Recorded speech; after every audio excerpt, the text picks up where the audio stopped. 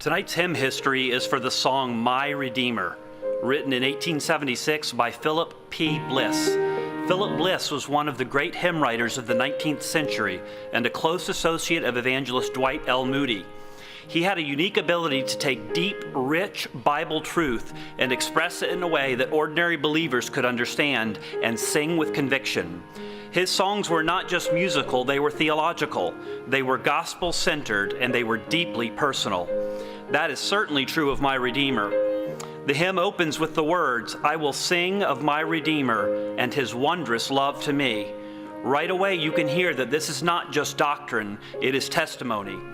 Bliss is not writing about a distant truth, he is writing about a personal Savior. As the hymn unfolds, each verse highlights a different aspect of Christ's redemptive work. He writes about the suffering of Christ, the sacrifice of Christ, and the victory of Christ over sin and death. One of the most powerful lines says, "On the cross he sealed my pardon, paid the debt and made me free." That is the gospel in a sentence. Jesus Christ paid a debt we could never pay, and he did it fully, completely, and forever. This hymn holds a unique place in Bliss's life.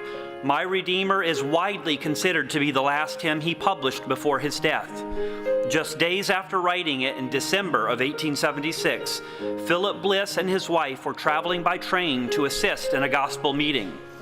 As their train crossed a bridge near Ashtabula, Ohio, tragedy struck. The bridge collapsed, sending the train into a ravine below. Many survived the initial fall, including Bliss himself. But as the wreckage caught fire, he made a decision that would mark the end of his life. Philip Bliss escaped the wreck, but then went back in trying to rescue his wife. He was never seen again. Both he and his wife perished in what became one of the deadliest train disasters in American history. In the days that followed, some of Bliss's belongings were recovered, including manuscripts of songs he had written. And though My Redeemer had already been completed, it now carried an even deeper meaning.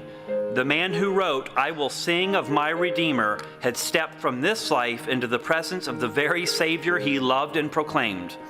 When we sing this hymn tonight, we are not just singing words on a page.